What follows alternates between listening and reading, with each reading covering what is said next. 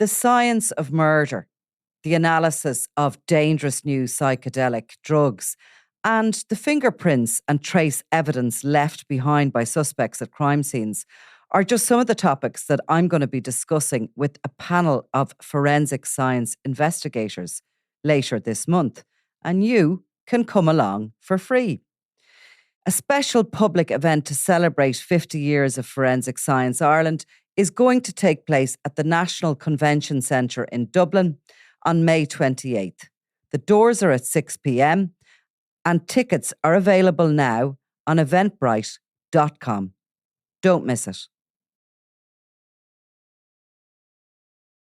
Eamon, we'd need a kind of a graphic content warning on this before we get going. We're into day 12. 12? Yeah? Yes, day 13 actually. Day 13, yeah. I questioned myself the minute I said it. Of the trial of Richard Satchwell, charged with the murder of his wife, Tina Satchwell. And today we're sort of hearing from particularly the Assistant State Pathologist, Margaret Bolster, and she's telling the Central Criminal Court jury what she found sort of in that house 6.5 years after Tina Satchwell went missing and was murdered. Yeah, so I suppose Margaret Bolster's first appearance on the scene would have been in October 2023, and it would have been the 12th of October. So if you remember, he was arrested on the 10th. Mm-hmm. And then on the 11th, they had the kind of, they knew then they'd found human remains. They didn't know who it was. And the following day, she arrived then with Laureen Buckley, the forensic anthropologist, and they assisted the two forensic archaeologists that were already on site. Mm. And she actually described, the fact that the little stone wall under the stairs or the brick wall under the stairs had been taken away. And she was asked under cross-examination, did you get into the hole? Did you get into the grave? And she said, no, we were actually able to lean across. And so it was interesting to hear that's the way they actually excavated. So they were lying on the floor of the living room and leaning down into this 64 centimeters to the top of the plastic grave. And she was asked to describe it. She says, yeah, it looked exactly like a grave. And then they were describing then how it was moved in almost intact. They because the plastic was underneath, they were able to do a lift as a group, and they placed the remains in more plastic, which was wrapped, and then that was put into a body bag and taken to Cork University Hospital, where the PM was carried out. Sorry, I shouldn't say PM, where the post-mortem was carried out. Yeah, at the morgue. And we've heard some of this both from Laureen Buckley, the forensic anthropologist, and also from the Technical Bureau's photographer. Forgive me, I just can't remember her name at the moment. It's not fair, but so they kind of went through about how what they found, and the photographs were taken at every moment, like when they opened the body bag, when they opened the plastic that they had put on to preserve any trace evidence. And then they took away the plastic sheet that had been wrapped around the body, which they had found in the grave. And then when they opened that, then there was what was described as looked like a soiled sheet, something like a bed sheet. Bones could be seen protruding. The body was face down and the sheet was heavily stained. Now, as they kind of went through the post-mortem, they found a purse with a Playboy logo in the pocket, and all the various cards which you've heard before in Tina's name were found. Store cards, were they? There were different things like an Extra Vision card and a Boots loyalty card. And that Little Woods or something, was it? And well, there's one. No, not Little Woods, but there was 6 or 7 for different things, including Rathcormac car boot sale. And these are all photographed and obviously put into evidence bags, and we would have seen these previously when Laureen Buckley was given her evidence, as well as the photographer giving her evidence. I can't find the photographer's name. I'm looking for it for you.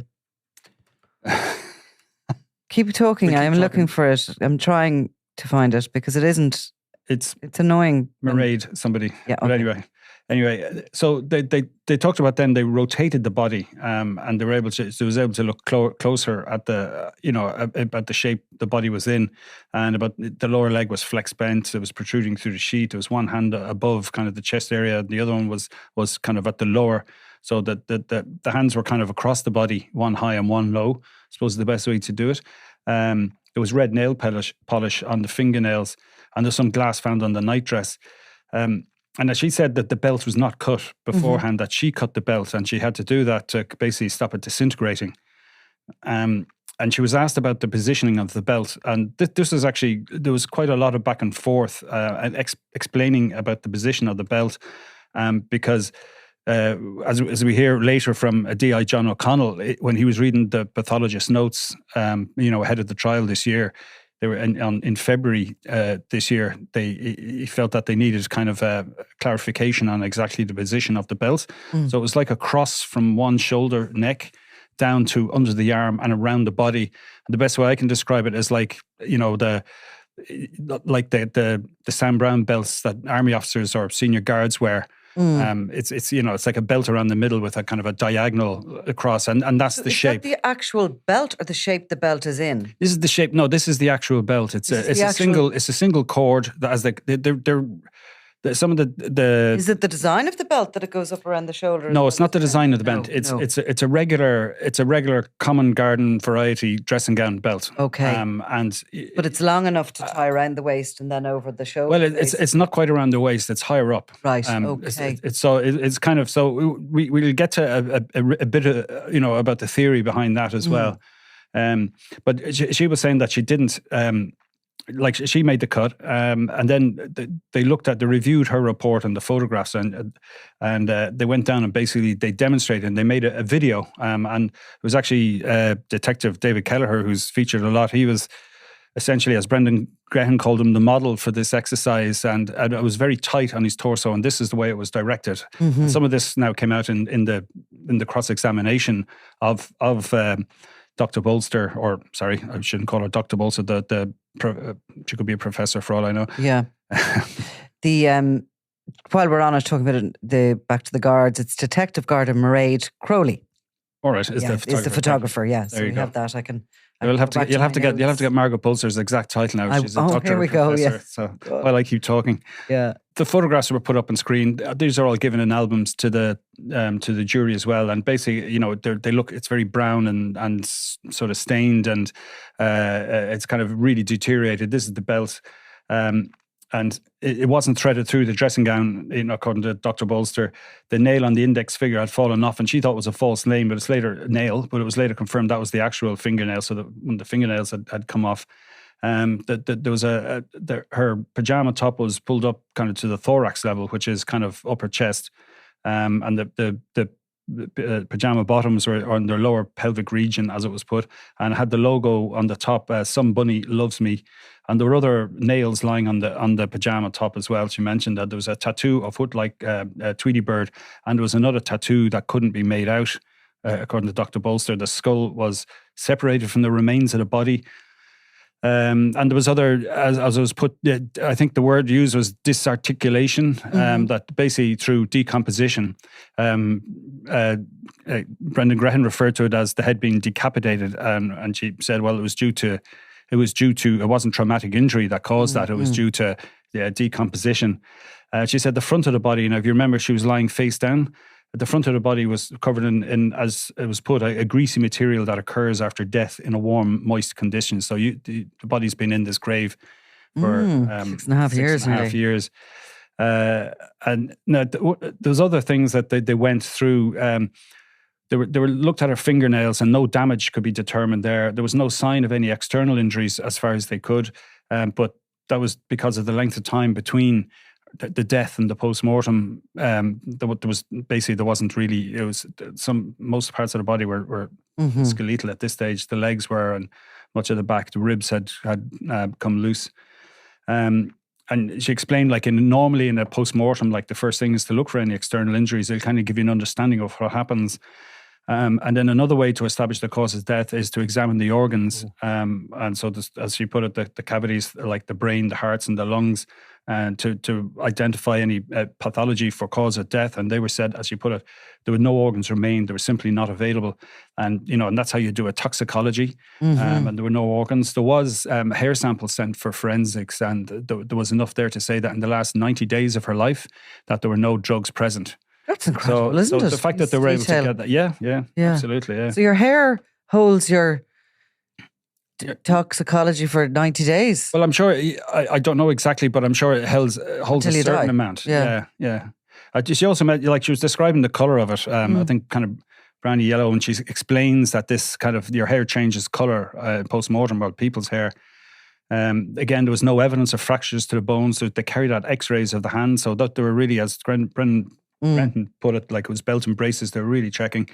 And then on what was left of some muscles, they could see there was no evidence of hemorrhaging or, I suppose, bleeding. But that no cause of death could be determined. And then the significance of the belt was unclear due to what she described as its unusual position. And she said it was possibly to help in the moving the body after death.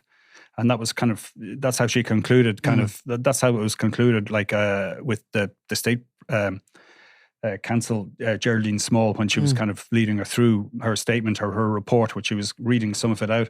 So under cross-examination, kind of some of this was gone over again, and there's effectively a grave that she was looking at, and that's correct, and this kind of thing. And again, goes through all the, exactly how the body was moved. He said it was an unusual way to put on. I think the way Margaret Bolster on the cross-examination, she was asked about, like, the belt is tight around the torso of the officer when they were shown the video and the photographs that were used. And yes, it was quite tight. And was that your directions? Yes, that's correct. So she was saying this is why the belt was like the officer was wearing it like this. And she said it was an unusual way to put on a dressing gown. And a dressing gown belt, and is neither around the neck nor the body alone. That's correct. So she was kind of, this is kind of in reply to Brendan Grehan's questions, and he asked her, like, doesn't it appear to be something used to carry or to move a body? And she says, that's exactly what I thought. All my life I've been moving bodies. It's difficult to move a body. And actually at one point he kind of said, well, this is maybe a good place to ask you. He said, have you done many postmortems? And I can't really say she laughed or reacted, but she says, I've done 30,000 postmortems in her career. So you're talking about a very experienced... 30,000? She said 30,000. So it's a very experienced pathologist that you're talking about. What? And then, sorry, I know you're trying to work it out. How many is that a year? I'm like, I was kind of going, where would you start with that? How many a day? I was actually thinking. It's a lot, yes. It certainly is. Yeah. She was asked she was asked then to go through some of the photographs that have been given to jury, and this is again, the kind of this half disintegrated belt that they had found, and Brendan Grehan was asking, Rick, you can clearly see it's been cut on one side, but not the other end. Looks like it's kind of folded, and she was saying, I cut it once, so it was Margaret Bolster who cut it, as she said, because it was going to disintegrate afterwards. And was it necessary to do it? And yeah, absolutely, it was. It would have fallen apart otherwise, and. To go, like, again, the hyoid bone comes up. Remember, this is the one, like it was with Laureen Buckley mentioning it as well, that was found intact. So this is a bone that's kind of, it holds your tongue in place. It's not attached to your skull. It's held in by ligaments or muscles.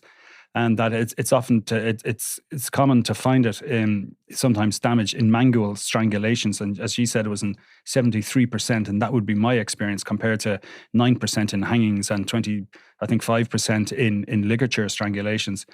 So, and that's when the remark came out. So you've carried out a few postmortems in your time. Yes, over 30,000. So she has found, though 30,000, say, for example, they're not all the same, but in her experience, she would find 70% of hyoid bones would have fractures in manual strangulations. Yes, in manual strangulations. Obviously, it's whatever way. And she did, put her hands up, kind of, I suppose, wherever the thumb pressure goes, it's more likely to cause an issue there. It's grim stuff in many senses. But, and that's, it was just, again... she confirmed again, no evidence of fractures and the hyoid being intact. And the judge actually asked her just to clarify if the limbs were in or out under the dressing gown. She was describing that they were, I think it was in. And again, she demonstrated, like, the arm position, from the dock. So we also had another doctor who was called back to the stand today, Dr. Deirdre O'Grady, and she would have been a GP practicing in Fermoy. And she'd been mentioned by Richard Satchwell a couple of times in some of the statements he'd made to the guards, that he had told her about, Tina's violence towards him. He had scratches to his face. And she had, according to Richard, had told him that, he'd either have to stick it or leave. That, and that on one occasion then she attended to their house when he had taken an overdose back in the 90s. Now, her previous evidence was that she had no recollection of this, but during the cross-examination last week, it said that there was she might have physical records of Tina Satchwell's medical records. So she basically reappeared back in to say that she had gone back to search the 11 boxes of paper files that they said have from the 1990s, but there was no records of anything from her dealings with Tina Satchwell. And like she was kind of asked, like, you did get the impression you'd have notes, and she says, I felt it would have been in the practice.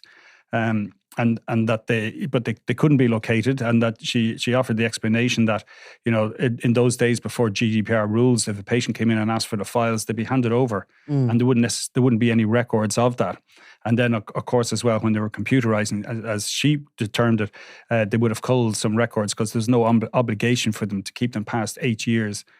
So I suppose Brendan Grehan took the opportunity to kind of ask her again about the times, when Richard Satchwell said he had dealings with her. He said that the remarks that he said you made, she said, I wouldn't say that to a patient. They're not words I would use in those circumstances. Which were what? These were that you got to choose either to stick it or to leave. Oh, sorry. This is when he was saying that he had said, like, he arrived in with his face destroyed by Tina's nails. And the doctor had said this to him. Yeah, and again, the story about the overdose, she said that doesn't add up because a serious medical emergency she would remember. And, and Richard Satchwell, said that, she said, he'd be fine, he'll sleep it off. And he says, again, there was no way a doctor can say how dangerous, or how much danger someone would be in, even if somebody said how many tablets they've taken, and it would involve going to a hospital. So she would remember that. And she doesn't remember kind of these house calls and going out to them. So this is all part of, so these are the people who would have said certain things according to Richard Satchwell. So we've heard some of these, I think we heard Angela Sheehan, who Richard Satchwell said was Tina's best friend. We've heard evidence from her. We heard evidence from John Keohane, the gentleman who goes to the car boot sales. And again, I suppose this was one of the evidence on this kind of tranche of evidence. I suppose, like, what they're doing in the trial is they're going between different tranches of evidence. Yeah. So, like, you have the Garda investigation, and there's certain bits say around say checking out Richard Satchwell's story, and then the stuff about what's been sent off for forensics and what they took from the gravesite, their clandestine grave. So again, Detective Kelleher was back in again. And I suppose one of those tranches that you're just after talking about there is that kind of car boot sale crew. Exactly, that were said, and how they, because that was essentially, that car boot sale was the last time the two of them were seen in public together. On the 19th of March, 2017. So there would be an interest in how they appeared and what was said and etc. Yeah, and so you had like another Fermoy doctor, Patrick Burke, who would have been the couple's GP for years. He gave evidence as well, and in relation to some of the things that Richard said he had been told by other people, or he had said to other people, and so the various tranches are going on. So we were back again with Detective Kelleher, who seems to be across quite a number of kind of these tranches of evidence. I suppose because he's the incident room coordinator. So he was asked then to kind of he was called back to the stand again to give evidence on what happened on the 26th of February 2025 this year, which is when they reopened the packaging that contained the dressing gown and the belt to figure out where everything was. And explaining that they were tightly wrapped and they were separate. They were in biohazard. They're considered a biohazard, so they couldn't be brought to court and opened. And again, he kind of gave his version of being at the station in the 26th of February, with Margaret Bolster giving the directions. And at one point, there was an exchange between the judge and Brendan Grehan when Brendan Grehan was asking various questions of Detective Kelleher. One of them says, so the bottoms of the PJs appear to have a tartan pattern on them, and he says, well, I'm not sure. And then he mentioned it seems to be a lot of things floating around in here, as he was turning to look for some other. I'm not sure what he was turning around to look for. And the judge said, look, this is very straightforward. It's not a mystery, you know, and this is in reference to everything that's on Discovery and that all the photographs are available. And there was actually at that point an album of photographs being given to the jury. So it was a little bit of an exchange there. And he goes with this kind of goes back and forth with Detective Kelleher, you know, in terms about, you know, well, who you know, about how they got around to doing this, what you know was termed at that point a reconstruction of how the belt was on Tina Satchwell's body. And he was asked that, you know, he was looking at pictures of the photo, saying that his one end's kind of folded behind, and you know he was getting into the real minutiae of the cut, and you know what length could it be, and there was kind of, where's the belt now? It's back in Cove. It's it never left Cove, and you know there was. They were asked then, basically what they were doing, one of the other reasons, apart from taking the belt out to figure out the exact positioning, one of the other things was to look for this wedding ring that Richard Satchwell had put in the pockets, which hasn't been mentioned in evidence since. So they went in the statement. So they went to look for it. And there was another guard, Clinton Rock, was the crime scenes guy who was called in. But this is now, David Kelleher is referring to this.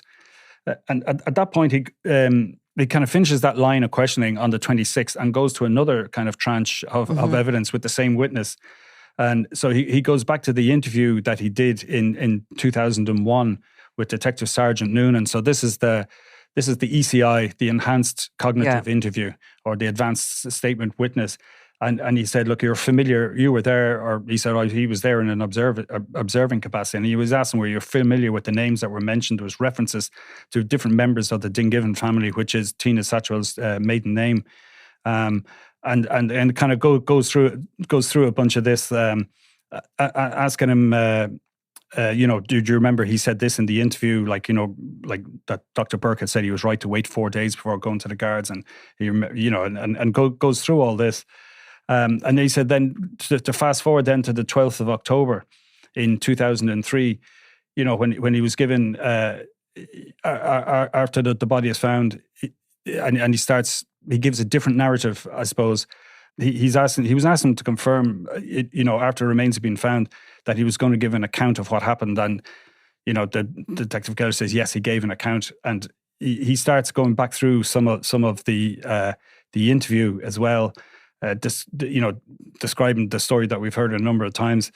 And what was this was under cross-examination? This is under cross-examination. This is Kelleher's eighth time in the box or something, is it? Something like that. He's been up and down. So in a sense, like he's been brought back and forth because he's across various strands of, I suppose, the evidential process, as I suppose the kind of the hands-on coordinator of it. So he was dealing with all sorts of I suppose, streams of evidence that were going on. So he's. So there was quite a back and forth. A lot of it was technical. They called up then the detective inspector who was there when they were re-clarifying the position of the belt, and he was saying that, look, it wasn't really a reconstruction. It was just I couldn't figure out the positioning, so it was more of a court aid. And that he said, like, you know, David Keller was used because he was there anyway to kind of he had the photographs that were going to be shown back to the assistant state pathologist, you know, and she went through her notes, and that's how they worked out, because it wasn't actually visible in the photographs because of the staining and everything. It was hard to see exactly where the belt was. They couldn't figure it out, the guards looking at it. So they figured, you know, as this witness put it, to be fair to both sides of the house, you know, nobody would be able to really understand where the belt was. So they were getting this information as a court aid for both defence and for the prosecution. He said it was never meant to be a direct replica of the cord, so he wasn't able to say how long it was, or you know, it's just a generic dressing gown cord that they were using. And he was just in terms of the biohazard. He said, you know, it seemed to be in a bad state, and he said, yeah, it was falling apart, and there was a white fungus growing on it, and that's when they were advised there was a biohazard. And the officer who was called in then to do the actual search of the dressing gown was Clinton Rock, and this is in February of this year, in 2025. But he was also what they call the scribe on the search that was carried out on Friday the 13th. This is when they went back in to get the black and red chisel. Now we're getting down to the real like fine details of the evidence that we've heard now. So, I mean, unless you've been following the podcast every week, you're going to be losing track a bit, I think, and the at red this stage. chisel was because Satchwell had said that Tina had been chiseling away at a wall before she sort of went for him on the morning. This is what he ultimately alleges happened years after saying she had left the house with a suitcase of cash. So the chisel is discovered in the house, and I think Brendan Grehan had, under cross-examination, asked some questions about, was it from a set and was there other chisels found? Yes, and again, this came up again today. Garda Rock was there as the scribe, as it's called, and it's somebody they basically record the comings and goings of the search team, and he was giving evidence about where the chisel was found. It was in the black candle in the first bedroom. Again, we heard this already. I think it was Garda Conor McCarthy had spoken about this, and he basically packaged it up and handed it over to an exhibits officer. And Brendan Grehan asked him to see his scribe. So, as he put it, the scribe, I understand it's a person and a thing. And he was asked then, was there a list of items that you were asked to look out for? And he was told that I don't believe there was. And he was asked, was this the only chisel located in the house, which it was. And he was actually the last witness of the day. And, you know, I suppose it's going through the chain of evidence in a lot of cases. It's kind of getting down into the weeds as well in the aftermath of Dr. Margaret Bolster's evidence. You're getting down into the recalls of detectives. They've been asked again about particular things. And so it looks like it's wrapping up probably that prosecution case, is it? I don't know. I don't know is the answer, because like, I'm not saying it happens in this trial, but in generally in trials, if there's any case management heard in court, it's heard in the absence of the jury. Yeah. So I have to say, I mean, I don't know. I mean, sometimes they'll say in open court that a witness is going to be back tomorrow or something, and the jury hears it. But as of now, I can't really tell you who's going to be up next or when. Well, day 14 tomorrow. Day 14 and halfway through week 4. Yeah. And I told you it wasn't going to last anywhere near that, didn't I? See what I know? Nothing. Stay out of the bookies. Okay, thanks, Eamon. Always a pleasure, Nicola. I'm Nicola Tallant, and you're watching Crime World, a podcast about criminals, drugs, and the underworld in Ireland and across the globe. Make sure you subscribe to our channel and turn on notifications so you can be the first to watch all our latest episodes. You can also listen wherever you get your podcasts.